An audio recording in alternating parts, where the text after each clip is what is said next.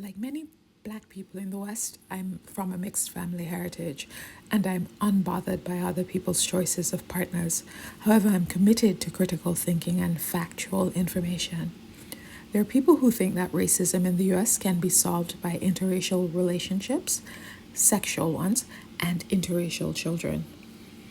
Beyond the fact that racism is a system level issue that impacts the legal and political and policy systems, there's a simpler truth that people can have sex with and procreate with people they believe are naturally inferior.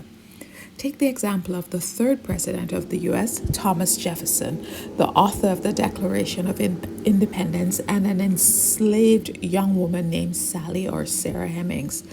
Sarah or Sally Hemings was born in 1773. Her mother was an enslaved woman, Elizabeth Betty Hemings, and her father was her mother's enslaver and the father-in-law of Thomas Jefferson.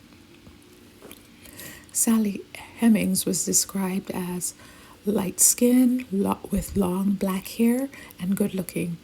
Jefferson, at the age of 43 years old, started having sex with the 15-year-old Sally Hemings while in France. Sally Hemings and Jefferson would go on to have 4 children: Beverly, Harriet, Madison, and Eston. And Sally Hemings had to negotiate for the freedom of her children because it wasn't freely given. But hear what Jefferson thought about Black people. Jefferson, in one of his writings called Query 14, writes at length about why he views Black people as inferior. Most of the things are so ugly and based in ignorance and the need to justify the immoral act of stealing another human's labor that I struggled to find an example. So here's the least disgusting quote I could find. The improvement of the Blacks in body and mind in the first instance of their mixture with the whites has been observed by everyone and proves that their inferiority is not the effect merely of their condition of life.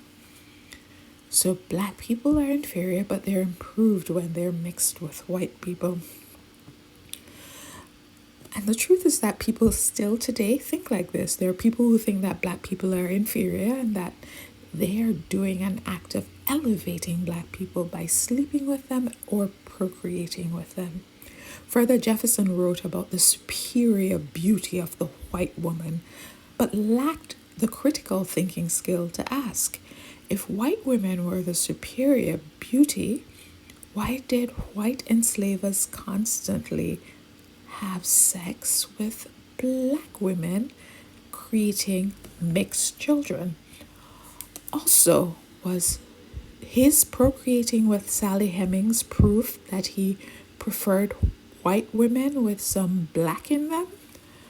I provided the historical examples as a tool of building a positive Black identity.